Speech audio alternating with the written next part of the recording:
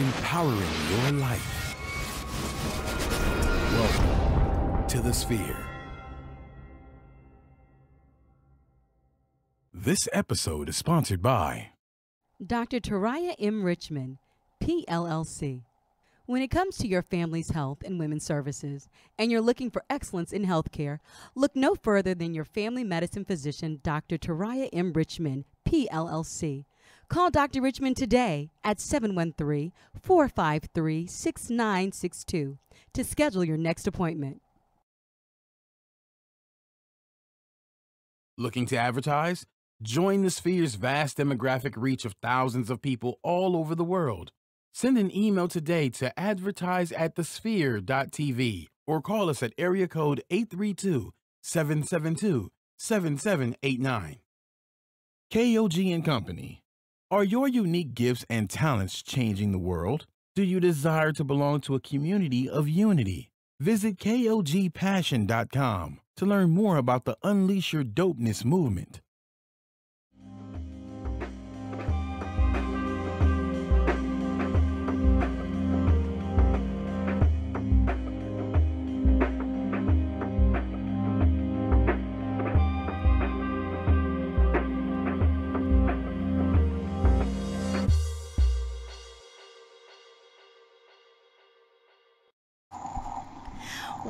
Welcome back to the Docs here at the Sphere Network.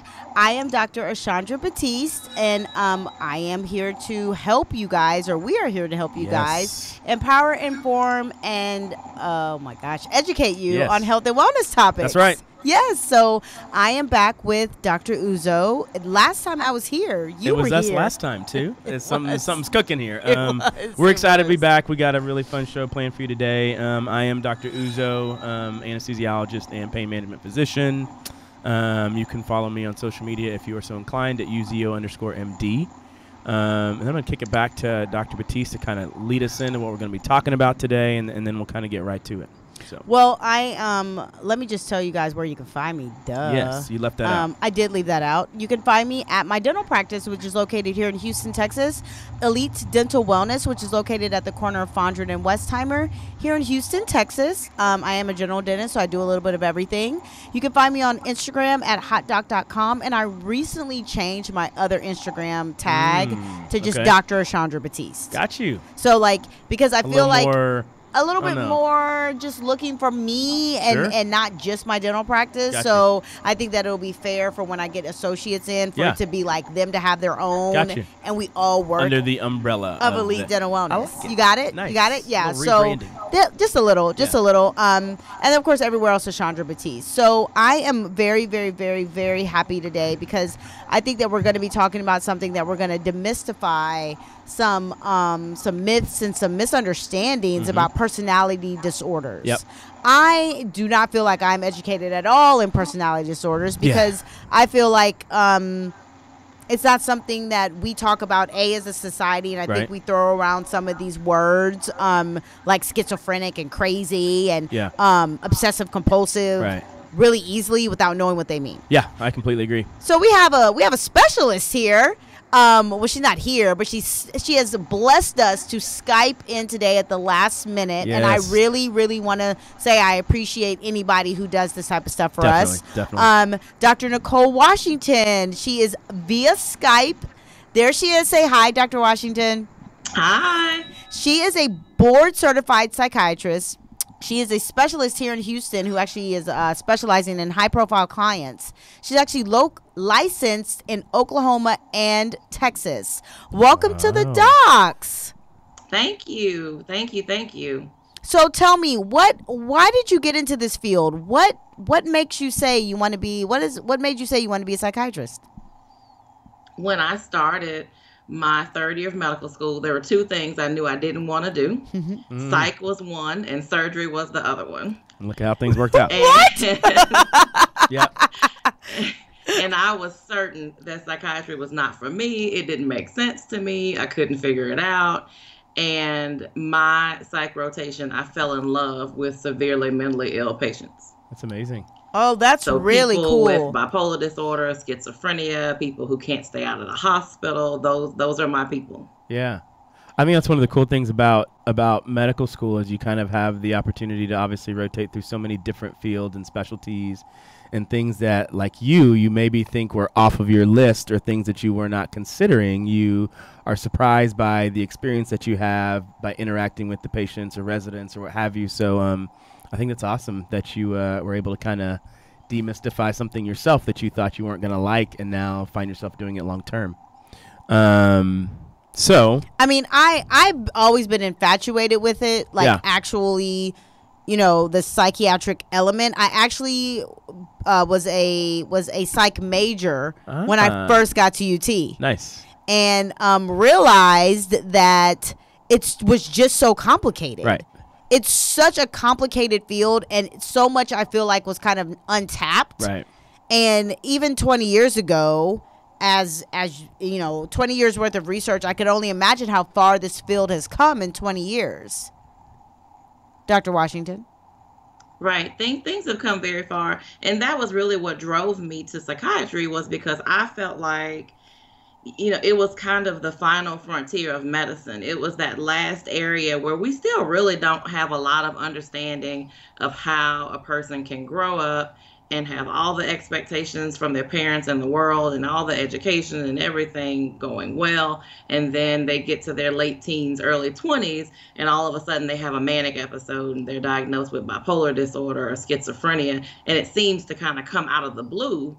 And we just still really don't have a lot of good understanding of, who is that going to happen to? Why does that happen to this person and not this person? So for me, it was just that the unknown of, when is this going to happen? Why? And then no two people's mental illness are the same. Right.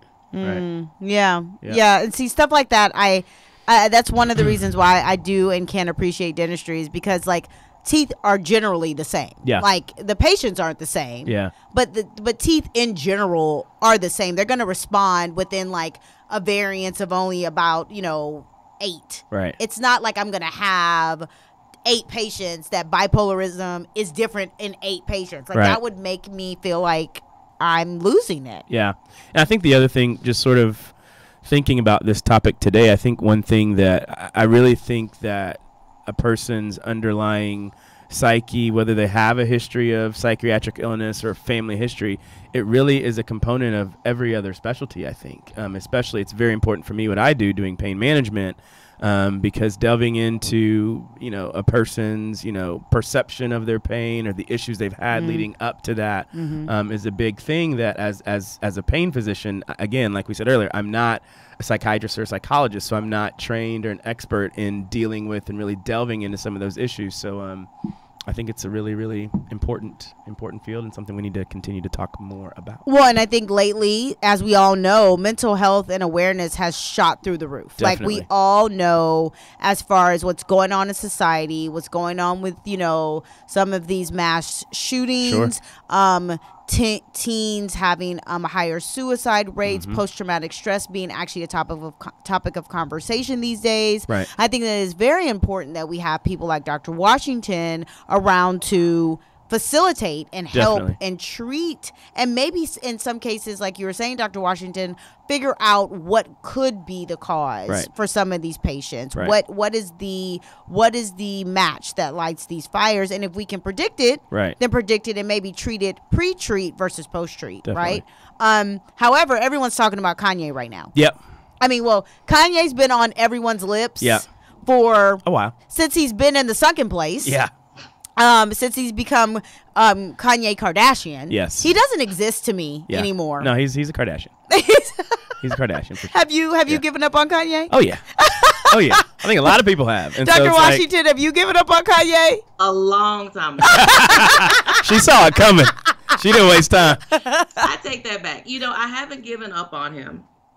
I just hope that we are able to figure out a way, one, for him to keep taking his medication and do whatever it is that he needs to do. Sure. But also, I hope that young people who are looking at him think, I should probably take my meds. I should probably kind of keep things together. Right. Yeah, he was on Saturday Night Live this past week, and I knew because allegedly Ariana Grande was we've been saying her name wrong, just so you know. Oh, is this Grande? It's like it's not Grande. Oh. It used to be Ariana Grande. I think it's Ariana Grande. Either or, neither nor. Never mind. Yeah.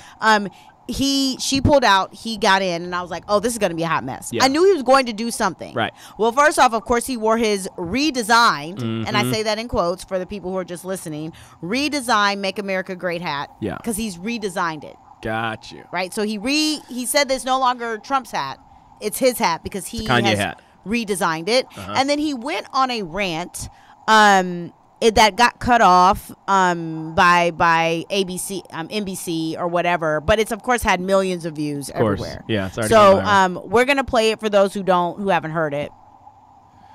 I of course was living under a rock, as I have been, and didn't see it, but I've sort of tried to see bits and pieces, and I don't know. It's like when you sort of expect now Kanye to say like really polarizing, sort of outlandish things, and then when you see it and you hear it, it makes you really wonder, like, which I think a lot of people have been wondering, like what is really going on? Like, is he okay? Like, is this sort of a cry for help? So I guess the question I have for you, Dr. Washington, is looking at Kanye and in your experience over the last several years, when you see people like this, sort of what's your initial sort of assessment or feeling when you see people that, especially somebody like Kim who has a lot of influence, sort of behave like this?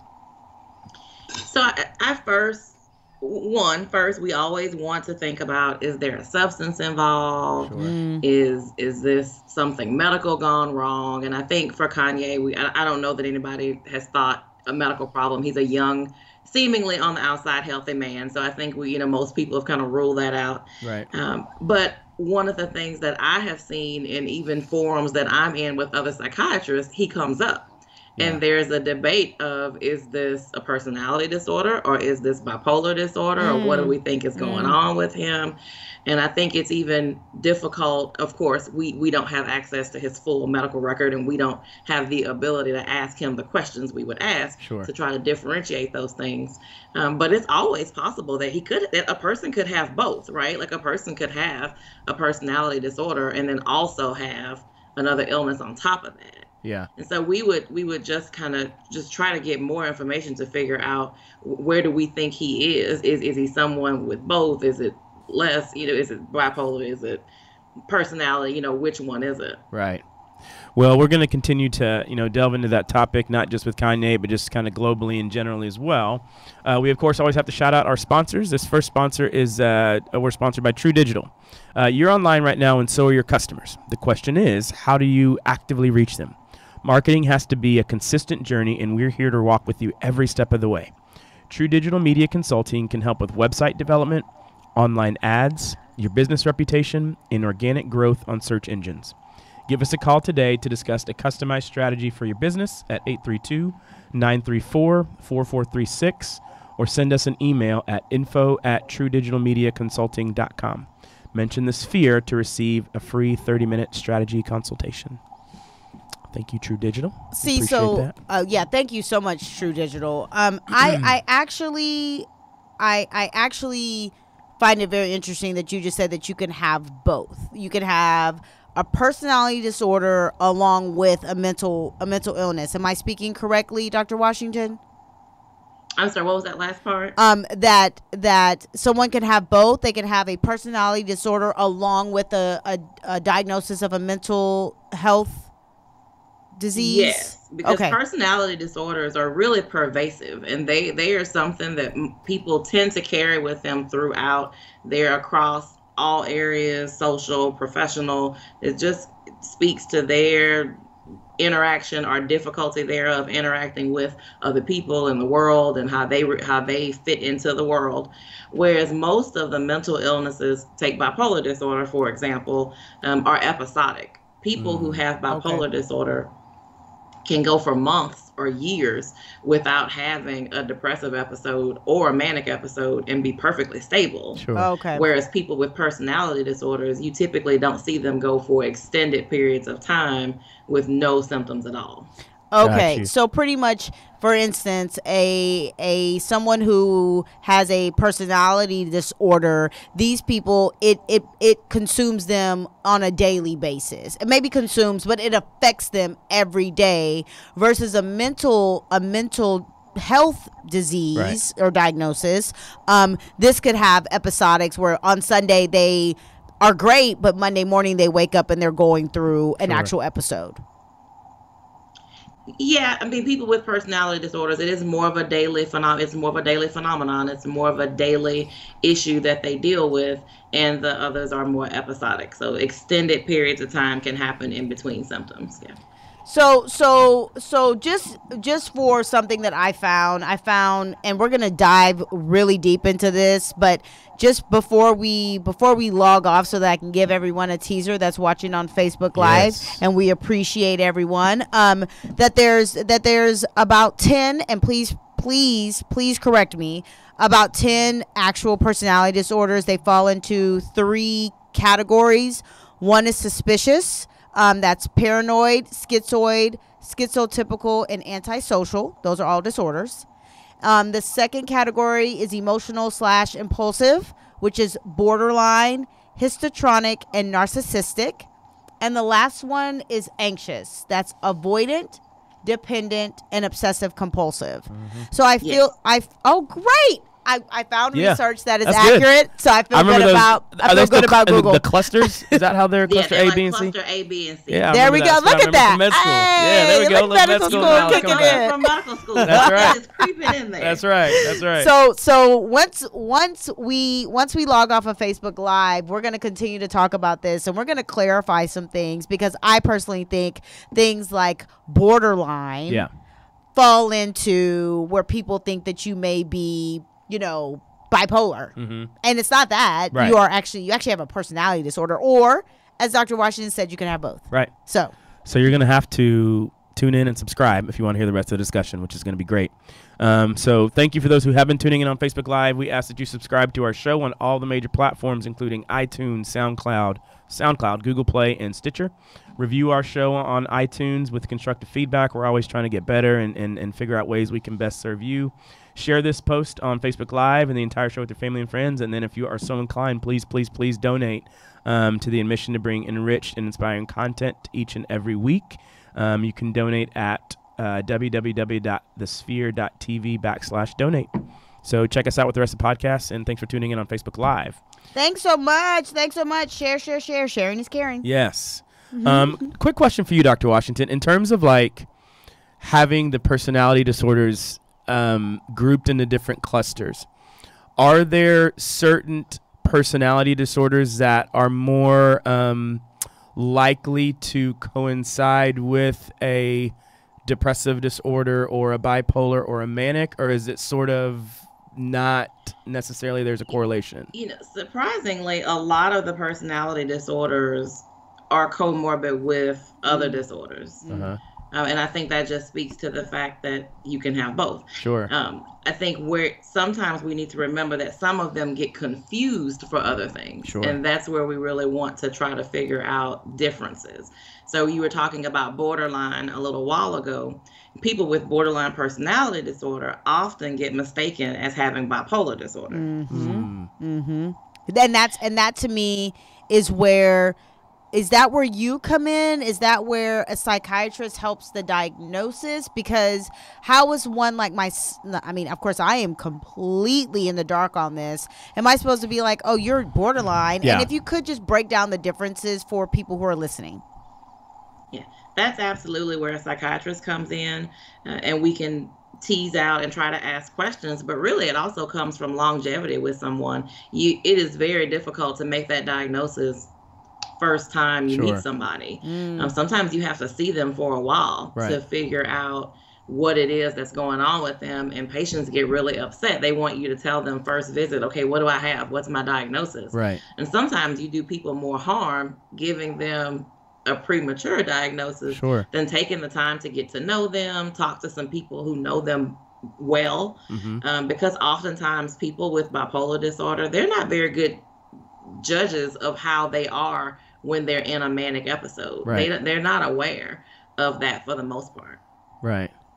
So in your, I know this may be, kind of hard, but in your experience in practice, what would you say are or is the most common personality disorder that you see for patients that walk into your practice? You said, what would I say is the most common personality disorder that you see in my practice? Yeah. So because my patients are mostly professional people, I see a lot of, honestly, I see a lot of narcissism. Sure. And Oh, really? Yeah.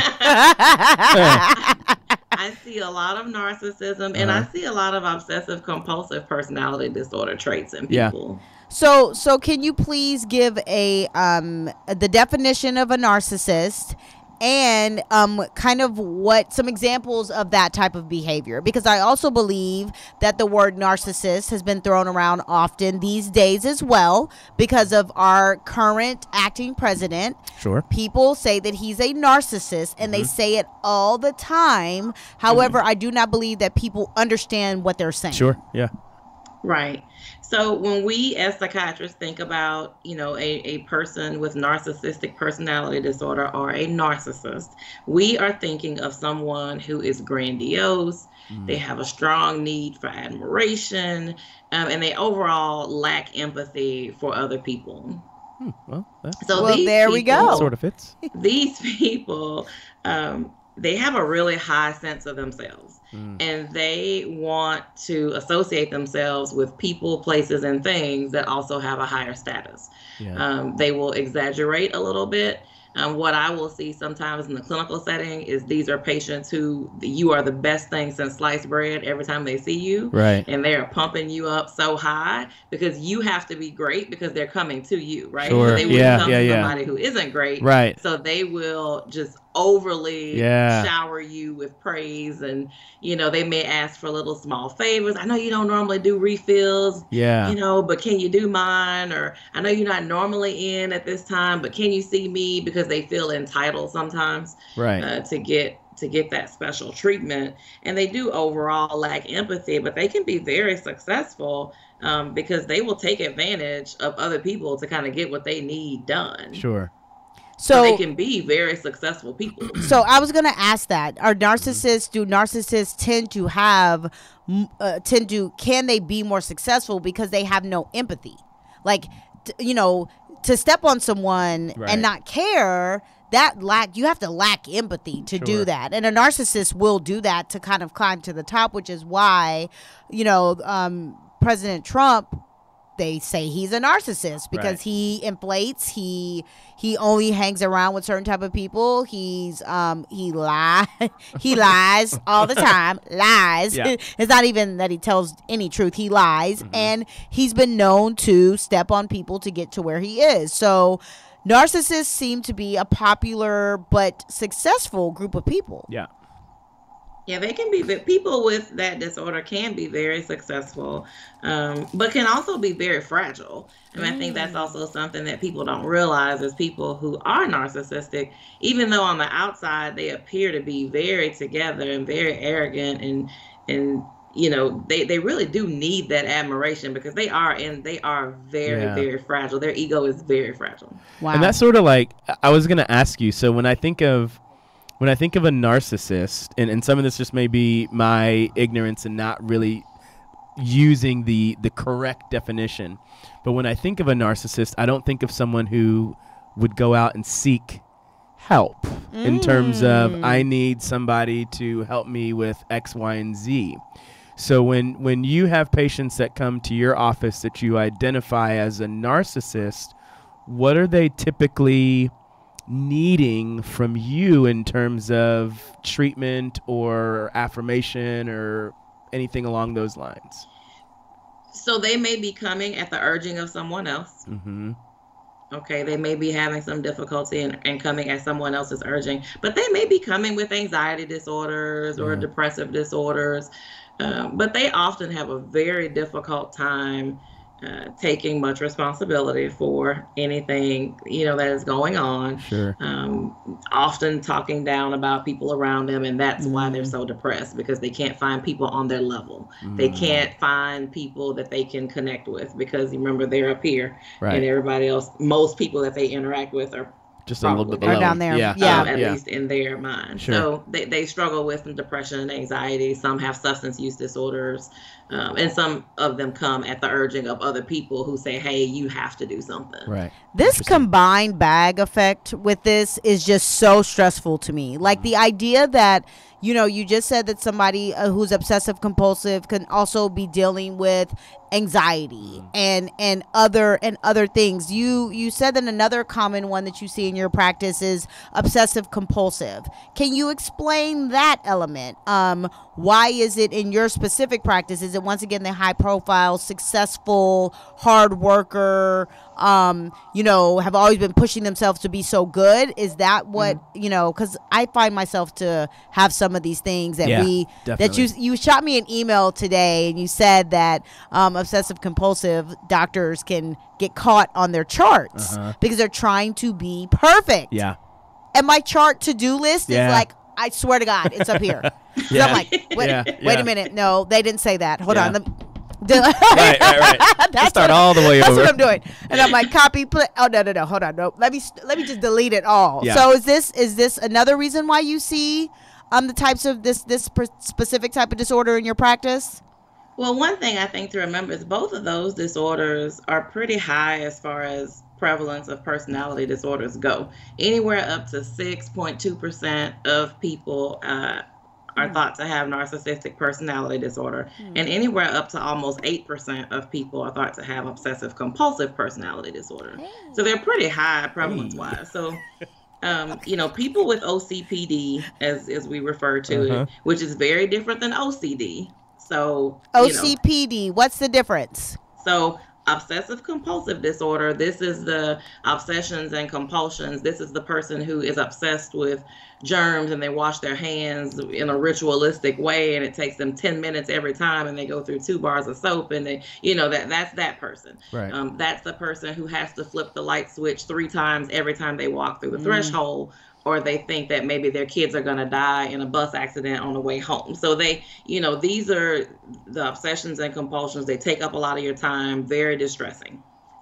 People with OCPD, they're pretty content in the way they're living. They're very rigid, very, very inflexible, and sometimes are so obsessed with order, with the rules of things, with being organized and their schedule, they miss out on the good stuff that's going on in the process. So maybe you're planning a family holiday, and you are so caught up in this is the meal, and we're going to eat at this time, and we're going to eat this time, and we're going to do this, and you totally miss the fact that you haven't seen your family in forever, and you guys are all together. I don't understand what the problem is. There's no problems. We ain't got no problems here. I don't see this as being we ain't got disorder. no problem. I see this as having order. And it's funny because I see. What is the problem? I always would tell myself, I'm like, dude, you got some traits or flavor, because for in residency, I'd get to the OR, I would literally, and it would kind of drive me a little crazy, but I would set up my drugs the same way every day,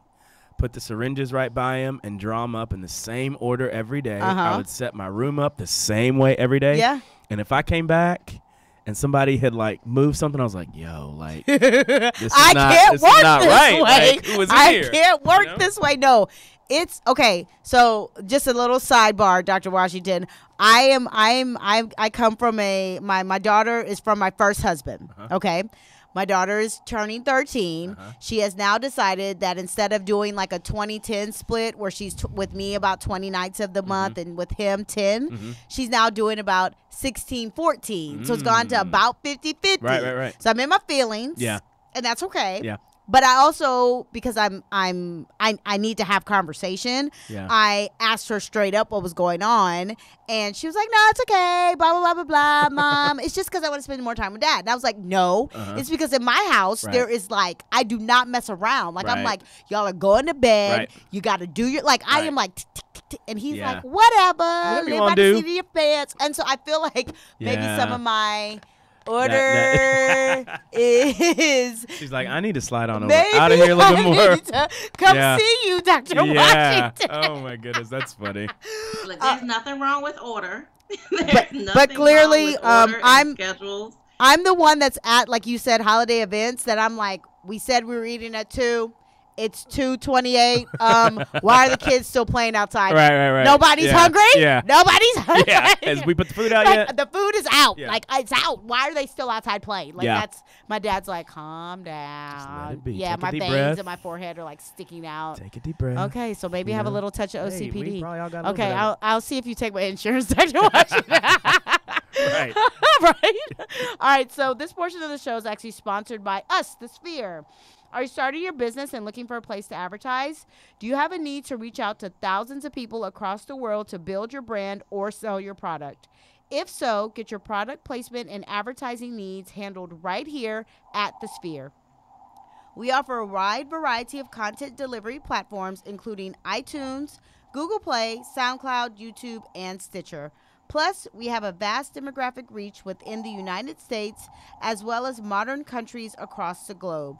Our enriched content and inspiring dialogue, coupled with your strategic ad, is surely to hit the mark every time. Call us today at area code 832-772-7789 or send an email over to advertise@thesphere.tv. Yes. So thank you for diagnosing me. I appreciate it. And me that too, means that I guess. this is my therapy session. Yeah, I don't know if I need it anymore. I'm not Dr. Washington every week. I know, right? Can you just come therapy in and just Skype with me because I need it. Yeah. So, can you please go over in as concise as you can, because I know that these topics are these disorders are very detailed, but there's a whole suspicious cluster, right? Of the paranoid, the schizoid, the schizotypal, and antisocial.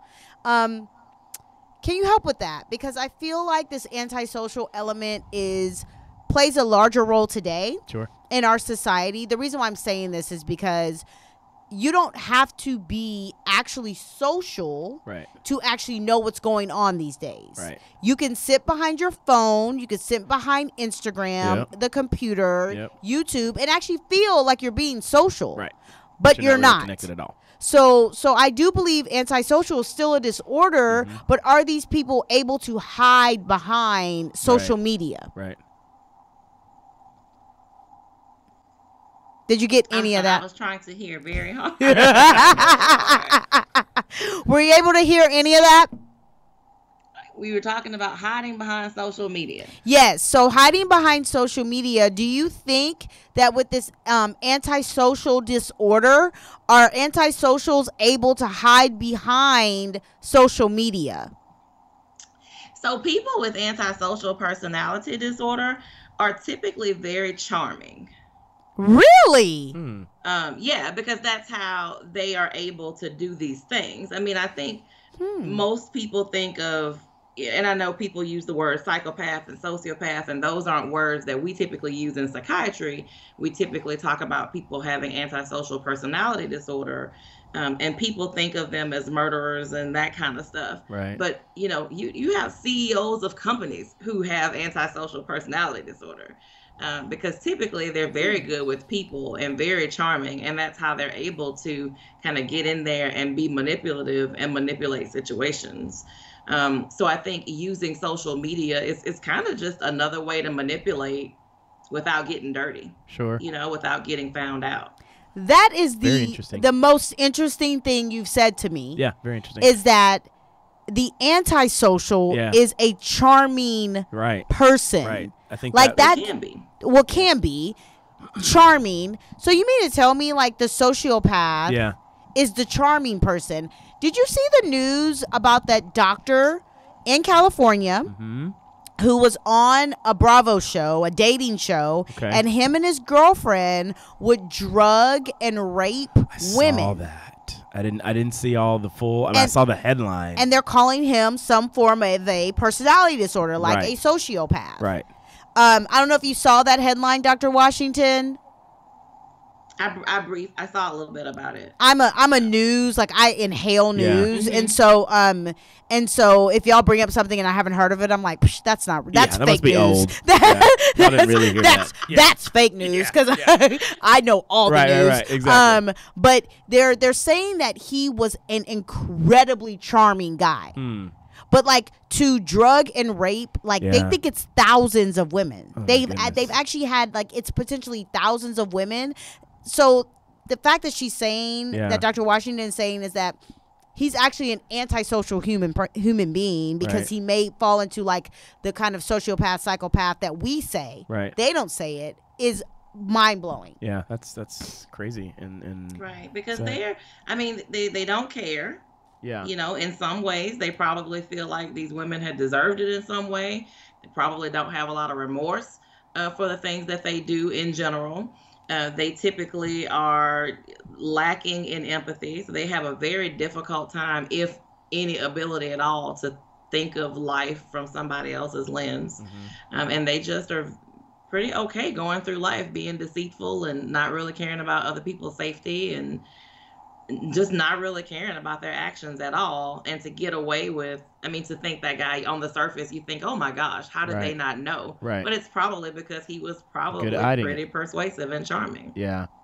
Other question I have too is, and we've been in a couple of different shows, we've talked about social media. We talked about it sort of in reference to like teenagers and pediatrics and stuff. For you, in terms of seeing people and treating people with different types of personality disorders or other mental health problems, how has the rise of social media impacted either the diagnoses, like the number of diagnoses that you're making, or how that affects people moving forward in their treatment plan because of what they see or how they use their social media? Social media, it's just like the internet, right? It can be the most greatest thing ever, or it can just wreck people's lives. Sure. And I think one of the biggest things I see is the comparison game. Yeah. We talk about FOMO and people having FOMO and fear of missing out. And it affects a lot of professional people because you see your colleague and you see their house and you see their car and you start thinking, man, my house doesn't look like that. Right, my car right. doesn't look like that. Right. I got loans. How can they afford to do that? I wonder if their RVUs are better than my, I wonder what they're doing. You just start comparing yourself to other people. And you have to remind people that unless a person really has a raging personality disorder, most of us don't put our down moments on social media. Exactly. Yeah. We put the moments on when we're all dressed up with our families and the kids are behaving. And, we don't put when you look a mess and your husband looks a mess and your kids are running around half naked. And you don't put that stuff on social media. And so I think I do see some depression. I see a lot of anxiety, a lot of pressure to perform higher. Right. Without any ability to sit down and think, well, wait a minute, do I want to have to give up what I have to give up to achieve that? Right. Do I want to live outside of my means to live like that person? Because you have no way of knowing, what's going on. Right. Interesting. So, I have a couple of other questions that we're going to get to, but first let me talk about one of my favorite companies, KOG and Company. Yes. Are your unique gifts and talents changing the world? Unleash Your Dopeness is a people empowerment movement built to encourage the masses to operate outside of their fears and have the gall to recklessly pursue their dreams and passions in life. Join thousands of others as we unlock the greatness that dwells inside. Shop dope gear at kogpassion.com. That's kogpassion.com and use coupon code DOPE for 10% off exclusive Unleash Your Dopeness apparel. Act now. Sizes are selling out fast. Shout out to KOG. All right. So as far as what would be, since you said about 8%. Of the personality disorders, or 8%, a high number have obsessive compulsive. Is there anything that you feel like would out of these disorders, are there some major red flags that as somebody that you would care about, that you would say, hey, you need to see someone besides like a full break. I'm not saying like they're shaking in a corner. I'm saying what are some of the smaller signs that you could say, all right, this one of your clients was brought in by their wife or their husband at some of the earlier signs and symptoms. I would say one is irritability. Because I think that, anger is not a primary emotion, so there tends to be something else going on there. And so irritability can be signs of lots of different things. So if irritability is something, if you're snapping at your kids, snapping at your spouse, even snapping at people at work, then definitely I would say irritability would be one of those things. I also think if you have a decrease in your level of functioning. So sometimes people who, we doctors, we work really hard. We are used to taking on 50,000 things, and we can have a drop sometimes and it not be all that noticeable to everybody. Sure. So where you may be an A+ doctor, you may, come down to the B- range. Still okay, still functioning, still taking care of patients. Right. Yeah. But you know that you're not functioning as well as you used to. So you used to be able to remember random things about a patient who you see regularly, and now you see them and you think, I can't even remember your name. Right. Or you used to not have to write everything down, and now all of a sudden you do, or you won't make it. So a decline in functioning would be one of those things. And I also urge people, if you find your drinking is increasing, because I think sometimes when people are very stressed, they will say, I'll just have a drink to wind down. But if you're at the point where you find yourself nightly having to do that just to get to sleep, we may need to have some discussions about some other things. I think those are good. Those are really good nuggets. because I think that especially when you have high functioning people, which I feel like many of these personality disorders that you've discussed are people that can function at a very high level, antisocial, obsessive compulsive. These are people who function narcissism. Like they can function at a high level. So it's good to know. Yeah. What are some things that like my husband should be like, oh, you real irritable all the time, and I'm like, no, but I'm still high functioning. Like, I'm still getting it done. I'm still at an A+. Right. Well, I think it's just I think it's good to be aware of this in really in society as a whole, and certainly in the medical profession, because I think just overall there's a stigma with mental health issues, and I think to some degree there's almost even more of a stigma for like medical professionals or lawyers or whoever, people who you quote unquote aren't supposed to have any problems or issues because you've done so well to get to whatever point that you're at in your career or what have you. So I think it's good things to look out for in family or coworkers, colleagues, to be able to kind of, maybe turn a light bulb on to have them get some help.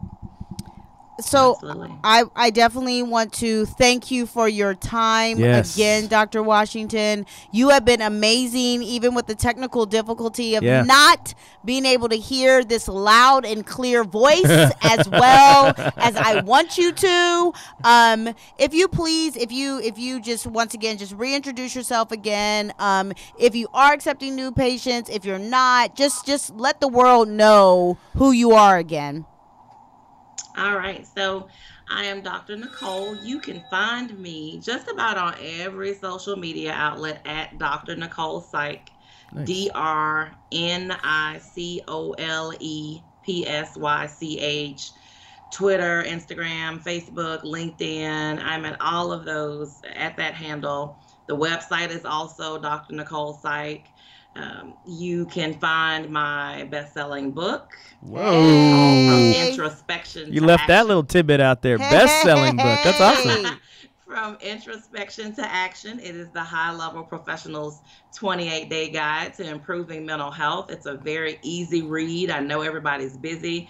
It's basically a 4-week journey. By the end of it, you will either know I'm doing okay, I don't really need anything, 2, I need to see a psychiatrist, or you will think, okay, well, maybe I just need to take a little bit better care of myself and shore up some things. Awesome. So there is that. I will soon be launching a podcast called The C-Suite Confidant. Nice. So that'll be targeting my high performers and just all the issues we deal with. Like she said earlier, I'm licensed in Texas and Oklahoma. I actually physically live in Oklahoma, but my practice is a telemedicine practice. It can be a telemedicine practice. So you can get on that website and you can find me there. Wow. And we can talk about options if you're in Texas or Oklahoma and you're a professional person who is concerned that you are having some mental health issues going on, and you're concerned about stigma, you're concerned about your clients or your patients relatives seeing you at the psychiatrist's office. We can do that in a very discreet way to give you the privacy and confidentiality that you need to feel comfortable, because we are losing a med school class of physicians a year in this country to suicide. Wow. And those are just the ones that are completing suicide, right. Not even the ones who are just kind of walking around suffering in silence. So we absolutely want to make sure that we can reach out and help as much as we can. So find me, reach out, holler at me. It's amazing. Okay, so I just want to give you a shout out for your telemedicine. I think that is amazing that you have that ability, because realistically, I would prefer someone that can telemedicine in my busy life and have that ability. And for you, because at the end of the day, it's just having to have that conversation with someone, and you could do that. I wish I could do a feeling telemedicine. Like that would be a remote awesome. Feeling. Like, oh, you hurt? Okay, hold on. Let me work that root canal out as I'm like in my pajamas. Like that would be so boss. So I think that is amazing. Congratulations, Dr. Washington. Once again, we thank you for joining us on the docs. Awesome. Uzo, tell them where they can find you. You can find me on Instagram, UZO_MD.